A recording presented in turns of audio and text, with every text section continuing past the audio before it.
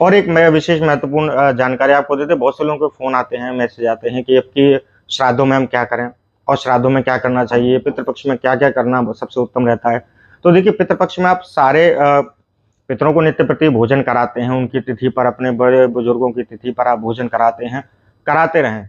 लेकिन यदि आप अपने पितरों की मुक्ति चाहते हैं, क्योंकि वर्ष में 15 दिन ही ऐसे होते हैं जिसमें हमारे पितृ जो है वो पितृलोक से इस पृथ्वी पर आते हैं।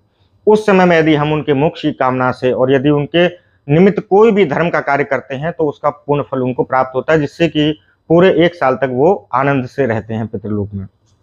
तो सबसे उत्तम कार्य क्या है? भोजन इत्यादि आप सब कराएं, लेकिन यदि आप श्रीमद् भागवत का मूल पाठ यदि अपने पितरों के नाम से कराते हैं तो आपके पितृ मोक्ष को प्राप्त होते हैं। हर पितृपक्ष में आपको अपने पितरों के नाम से, बड़े बुजुर्गों के नाम से श्रीमद् भागवत जी का मूल पाठ कराना चाहिए।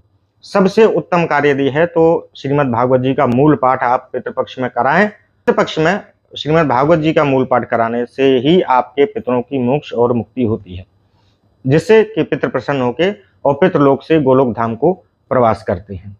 तो सबसे उत्तम कार्य है श्रीमद् भागवत का मूल पाठ। देखिए बहुत सारे लोग भागवत नहीं करा पाते हैं क्योंकि उसमें ज़्यादा खर्चा आता है, व्यवस्थाएं होती हैं और पांडाल लगाना पड़ता है, ब्राह्मणों को बुलाना पड़ता है, विद्वान 5-7 ब्राह्मणों को बुला के अनुष्ठान पूरा कराना पड़ता है, तो उसमें लाखों रुपए का खर्चा आ जाता है।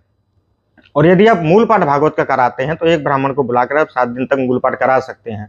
और मूल पाठ देखिए भागवत आप बैठाएंगे, यदि कथा सुनेंगे हिंदी में जो आप सुनते हैं मंच पर बैठाल के व्यास जी को, उससे भी पूर्ण फल मिलता है। लेकिन उनके पास में भी आपने देखा होगा एक मूल पाठ के लिए ब्राह्मण बैठे रहते हैं जो मूल पाठ का निरंतर पाठ करते हैं, उससे ही आपके पितरों की मुक्ति होती है। तो यदि आप पूर्ण भागवत नहीं करा पा रहे हैं तो मूल पाठ करा के भी आप अपने पितरों की मोक्ष प्राप्त करा सकते हैं। आपको इस पितृपक्ष में श्रीमद् भागवत जी का मूल पाठ कराना सबसे उत्तम रहने वाला है।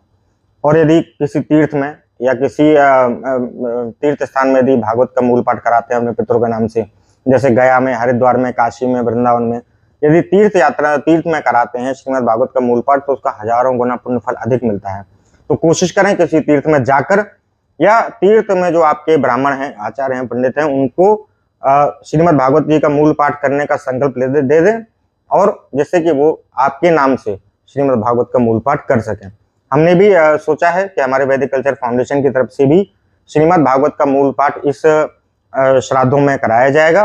तो जो भी व्यक्ति इच्छुक है मूल पाठ कराने के अपने पितरों के नाम से, वह नीचे दिए गए नंबरों से संपर्क कर सकते हैं।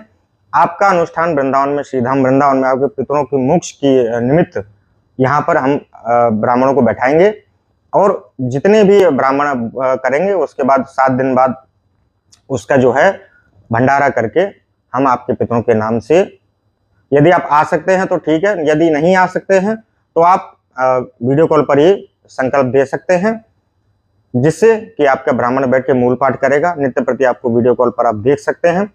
सारे जो पाठ जो है ऑनलाइन हम लाइव करके आपके सामने प्रसारित करेंगे। तो जो भी व्यक्ति इच्छुक हो मूल पाठ कराने के, हमसे संपर्क कर सकते हैं। और राधे राधे।